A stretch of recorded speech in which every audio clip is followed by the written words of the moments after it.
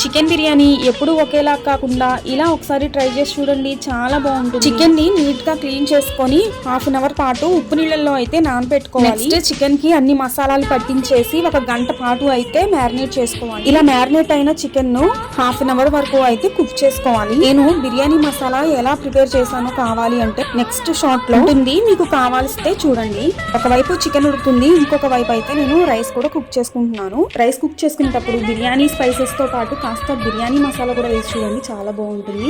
ఇంకా నిమ్మరసం పిండేసిన తర్వాత ఆ తొక్కులను కూడా వేసుకుంటే ఆ ఫ్లేవర్ అనేది చక్కగా రైస్ కి పడుతుంది అనమాట. రైస్ ఉడికిపోయింది. ఈ రైస్ మొత్తాన్ని కంప్లీట్ గా చికెన్ మీద వేసేసుకున్న తర్వాత ఫైనల్లీ ఇంకా ఇలా బొగ్గుల్ని కాల్చి ఒకసారి నెయ్యిని వేసుకొని మూత పెట్టేసుకుంటే ఆ స్మోక్ అనేది రైస్ కి పట్టేసి బిర్యానీ చాలా చాలా ఫ్లేవర్ఫుల్ గా ఉంటుంది. 10 మినిట్స్ తర్వాత మూత ఓపెన్ చేసి చూస్తే ఆహా ఎంత మంచి స్మెల్ అయితే వస్తుందో. రెస్టారెంట్ స్టైల్ స్మోకీ ఫ్లేవర్ తో బిర్యానీ అయితే ఇలా ప్రిపేర్ చేసేసుకోవచ్చు చాలా ఈజీగా. బిర్యానీ రెసిపీ నచ్చితే లైక్ ప్లీజ్. By by.